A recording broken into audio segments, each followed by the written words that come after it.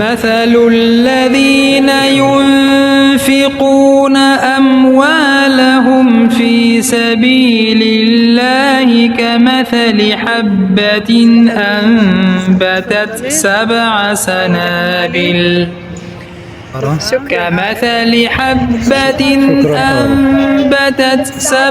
سنابل في كل سنبلة 100 حبة والله يضاعف لمن يشاء والله واسع عليم. الذين ينفقون أموالهم في سبيل الله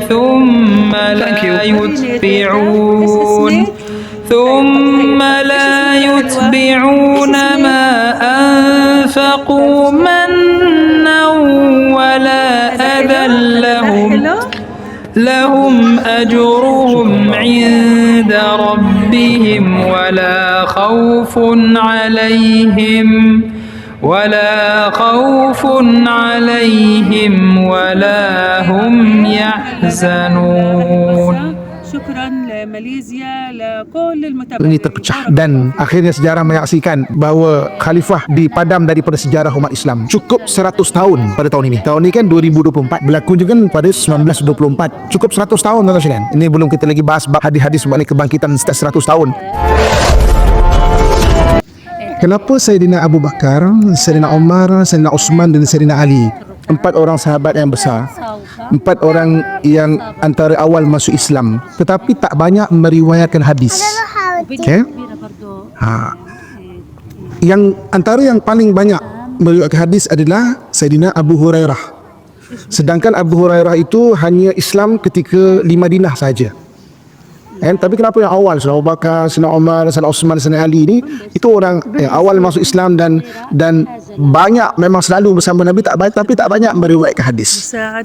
Ketika Nabi SAW berhijrah daripada Mekah pergi ke Madinah, okay, Nabi membentuk 8 golongan yang akan membahu ummah.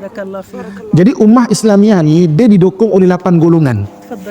Ummah Islamiah ni didukung oleh 8 golongan.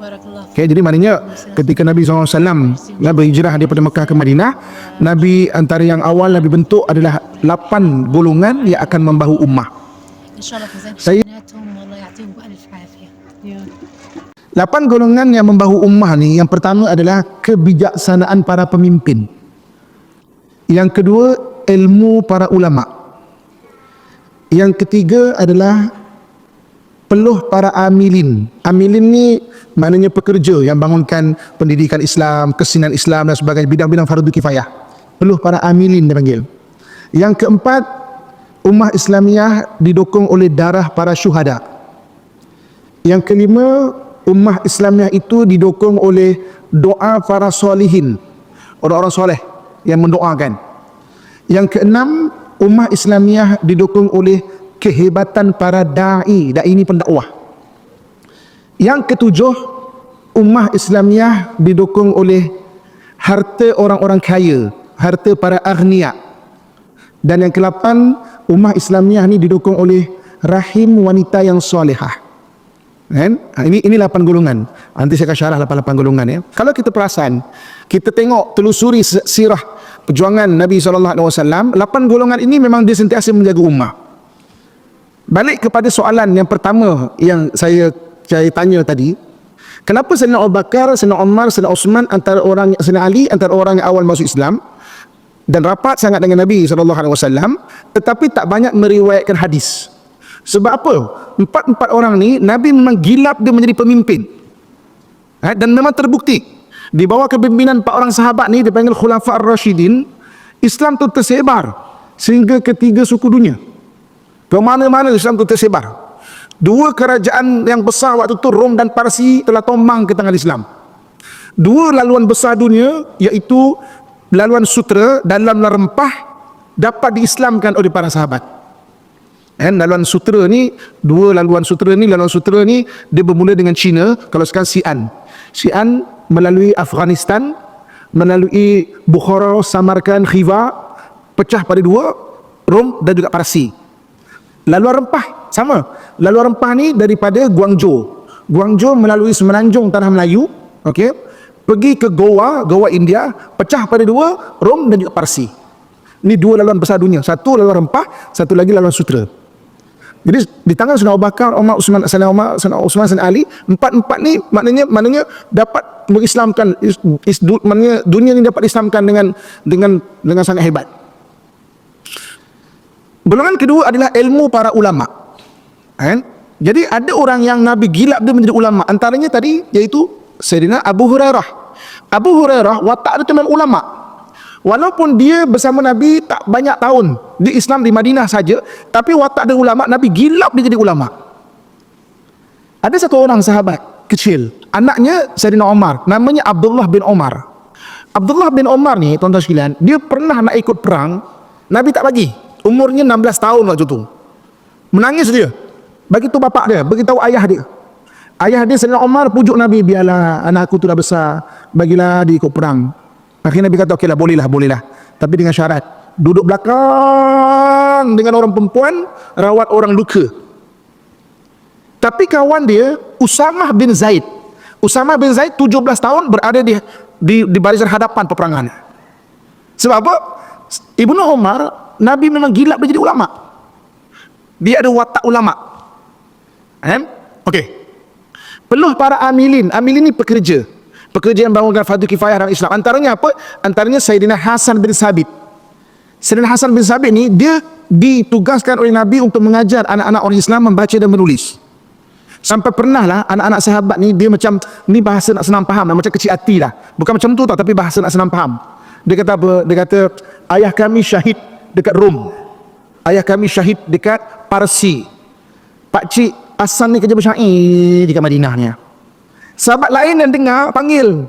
Dia kata, ni Pakcik Hasan ni ditugaskan untuk membangunkan, mengajar anak-anak orang Islam membaca dan menulis. Sebab dia golongan ketiga. Dia membangunkan fardu kifayah. Dia tak pergi berperang sampai ke sana kemari dan sebagainya.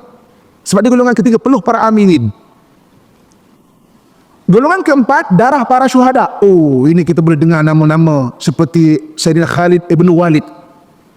Ketika orang memandikan jenazah dia, di depan badan ni penuh calitan-calitan pedang tombak. Di belakang ni tak ada. Sebab memang dia pergi ke depan terus nak mati syahid, tapi tak direzekikan dia mati syahid. Tapi badan luka-luka dia penuh ni. Khalid bin Walid. Kita dengar apa nama Sayyidina Muthanna yang mengislamkan Parsi contohnya. Ini antara sahabat-sahabat yang golongan keempat dipanggil darah para syuhada. Golongan kelima iaitu doa para solihin. Doa para solihin ni orang-orang soleh. Kalau kita baca sejarah Madinah dulu, ada satu golongan dipanggil golongan ahli sufah. Ahli sufah ni kerja dia berzikir je. Nak pergi perang badan kurus, tak berapa bermaya, tapi ibadah dia luar biasa hebat dia.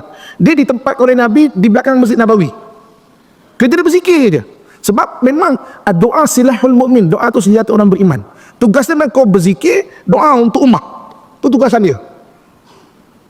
Golongan keenam adalah golongan kehebatan para da'i. Da'i ni pun dakwah.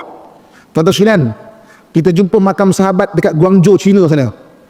Sayyidina Abi Waqqas. Ada yang berpendapat Sa'ad bin Abi Waqqas.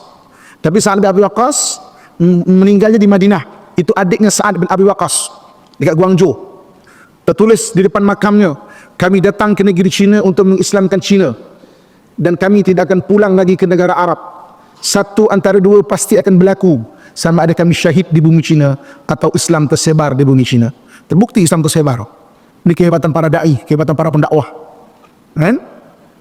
Golongan ketujuh adalah harta orang-orang kaya, harta para aghnia. Ini contohnya macam Sayyidina Abdurrahman bin Auf. Berniaga. Kemudian infak. Ada yang berbentuk zakat, ada yang berbentuk maknanya wakaf. Ada yang berbentuk sedekah dan sebagainya. Dan mereka ni berniaga betul-betul infak kepada Islam. Sebab itu tuan-tuan sekalian, universiti pertama di dunia milik orang Islam dan adalah hasil wakaf daripada orang-orang terdahulu. Universiti Al-Azhar tu dah 1000 tahun lebih dah umur dia, daripada infak. Mana orang-orang yang mewakafkan harta tu. Dan golongan ketujuh dan golongan ke-8 adalah rahim wanita solehah, iaitu ibu-ibu, akak-akak kan, yang berusaha melahirkan generasi-generasi ini menjadi generasi yang hebat. Jadi 8 golongan ni adalah golongan yang membahu ummah. Jadi selepas kewafatan Nabi SAW, 8 golongan ini tetap menjaga ummah, tuan-tuan sekalian. Sampailah kemudian diganti dengan Sayyidina Abu Bakar, Sayyidina Umar, Sayyidina Osman dan Sayyidina Ali. 8 golongan ini bersatu menjaga ummah Islamiah ni. Hebat. Lepas zaman Sayyidina Ali, maka bermulanya kerajaan Bani Umayyah dipanggil. Kerajaan Bani Umayyah juga memang hebat. 8 golongan ini bersatu. Di hujung-hujung kerajaan Bani Umayyah, 8 golongan ini terpecah. 8 golongan ini terpecah. Apabila pemimpinnya tidak bijaksana, apabila golongan kedua ulama'nya mengampu, apabila amilinnya pemalas, apabila syuhadanya pengecut, apabila orang solehnya terpisah di bukit-bukit, zikir sendiri-sendiri, apabila pendakwah tidak hebat, apabila orang kayanya nafsi-nafsi, orang kayanya sendiri, kayakan diri sendiri, tak menginfak, dan apabila wanita rosak, pecah ummah Islamiah, tuan-tuan sekalian. Pada tahun 750 Masihi, kemudian ada satu orang bernama Abu Sofah, dia gabungkan balik 8 golongan ini dan berjaya membina asas kerajaan Bani Abbasiyah. Maka kerajaan Bani Abbasiyah menggantikan kerajaan Bani Umayyah. Maka kerajaan Bani Abbasiyah sangat luar biasa hebatnya. Dan sampaikan ketika kerajaan Bani Abbasiyah, pendakwa-pendakwa telah aktif dikirimkan ke bahagian kita ni. Kan ada satu makam Syekh Rukunuddin dekat belah Barus dengan Sumatera. Nanti saya akan cerita lebih detail. 850 Masihi, pendakwah yang mengislamkan bahagian kita ni. Kemudian tuan-tuan sekalian, pada tahun 1258 Masihi, apa jadi? 1258 Masihi, 8 golongan ini terpecah kembali, tuan-tuan sekalian. Maka Mongol langgar Baghdad. Orang-orang Mongol mengalahkan Baghdad, hancur kota Baghdad. Tuan-tuan sekalian, saya dengan izin Allah dah sampai ke Baghdad. Kota Baghdad ni memang kota yang cantik. Dia ada 2 buah sungai, Sungai Furat dan Sungai Dajlah. Sungai Furat ni daripada laluan yang lain, Sungai Dajlah ni daripada laluan yang lain.